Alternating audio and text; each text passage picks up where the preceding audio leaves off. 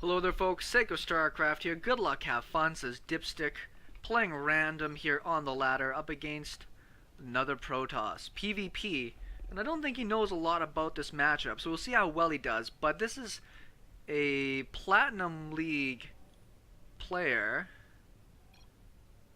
up against Dipstick, who is in silver right now. Thought he got into gold, but when I was loading this up, it said he was in silver.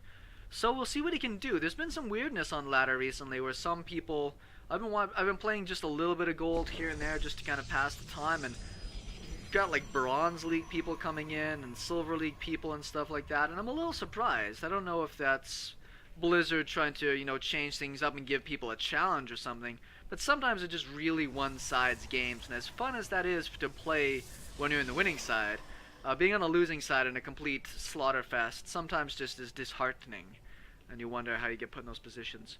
Anyways, I don't pretend to know exactly how Blizzard works. But we've got GG Divan coming up here to scout what our Protoss player is doing.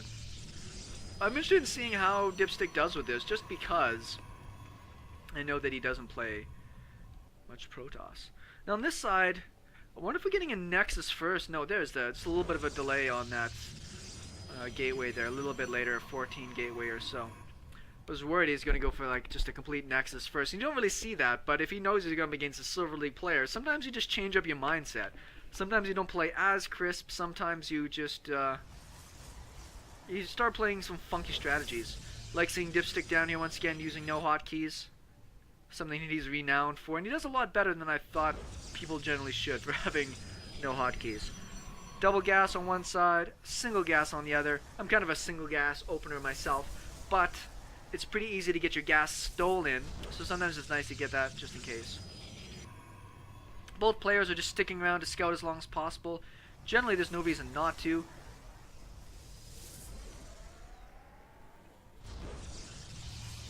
And he sees the Cybernetics core timing, but who cares?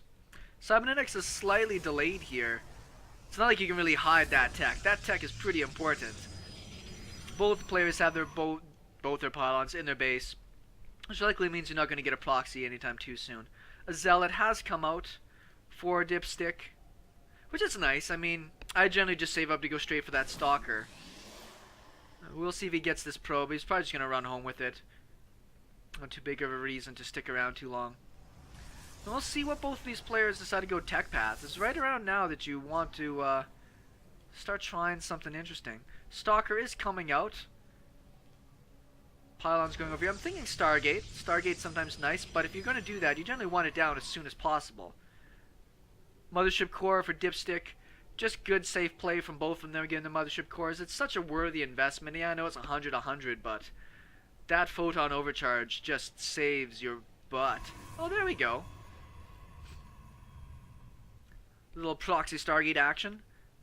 Much enjoyed. I generally like proxying my Stargates to the south, because this is way too obvious a lot of the times. I scout there almost all the time, whereas if you're somewhere down in here, it's just about the same distance to fly, and it's just way less scouted. Who's that? Dipstick Zealot? He's got 4 in gas, because that's what the pros like to do. And I have a dog and a cat fighting to my side, which is fantastic, I must say. If you guys can hear that, it is absolutely hilarious. So we do have the Stargate down. It is Oracle, and it is spotted. And it just gets cancelled right away. Well, that's interesting, and that's very unfortunate. It's a big investment in tech. You might have been able to Chrono Boost out that Oracle in time. But would it really have gotten a lot done? It's hard to say. No Chrono Boost used at all out of Dive-In here. Very interesting. Neither of these players seem to like Chrono Boost very much. But we're about to have some player who is way ahead on his Warp Gate, going Blink, going up against somebody who's essentially going into a very delayed 3-gate Robo. Very unfortunate for Dipstick, kind of behind the 8 ball now, down in supplies. Is he down in workers? You better believe he's down in workers. Still, it surprises me to see Protoss players that don't use that boost. I mean, once you get maxed out on it, you're just wasting opportunity at that point. So, boost out whatever you want. Looks like he's probably going to throw down a Nexus. No, he's not. He's got enough money banked up here, but I'm expecting it to just be a 3 gateway Blink Stalker all in, which is pretty cool. It's a trendy thing to do these days still, I suppose. 4-gate Robo, why not? You know what I mean? Just why not? Sentry is out,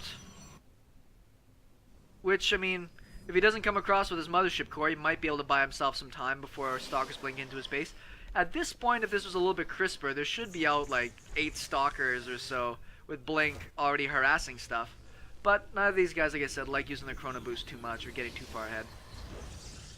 And I only can blame Dive in there. He's the one who's up, you know, Platinum versus Silver. So I've got to give him a little bit more credibility when it comes to playing a bit stronger. Now you can warp across here. You just got to make sure you don't screw up warping across here. If you don't like shift move into that space, sometimes you can blink some of your units and some of them don't. This is nowhere near enough Stalkers yet. There is an Immortal on the way. It's finished. And he's gonna do the hallucinated. Oh, this is actually. So he's gonna target. He's gonna try to target down an Immortal, and you might get it.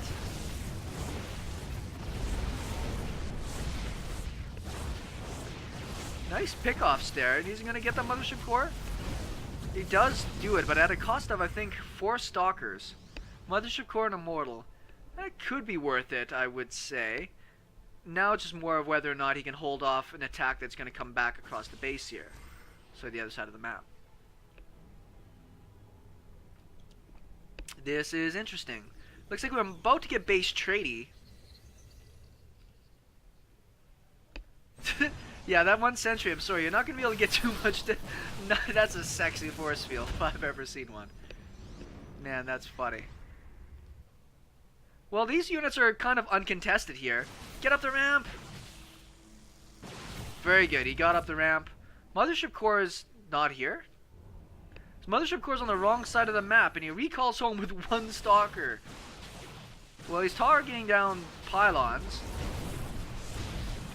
Which, I mean, why not?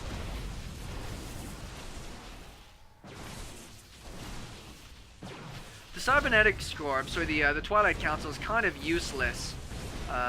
Unless you're really going after upgrades. It doesn't do you that much good. Looks like Davin's a little bit caught off by this here.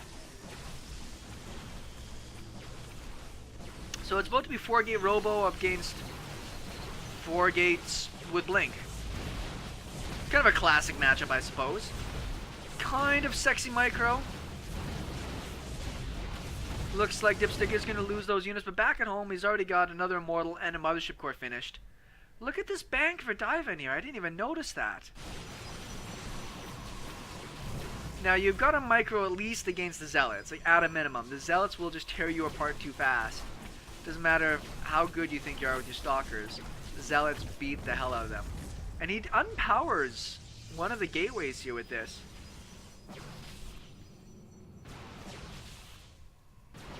Mothership Core is a long ways away, having enough for another overcharge. At this point, as a Protoss player, start working yourself towards the probe line and see if you can snipe a probe or two. Look at all these Zealots here.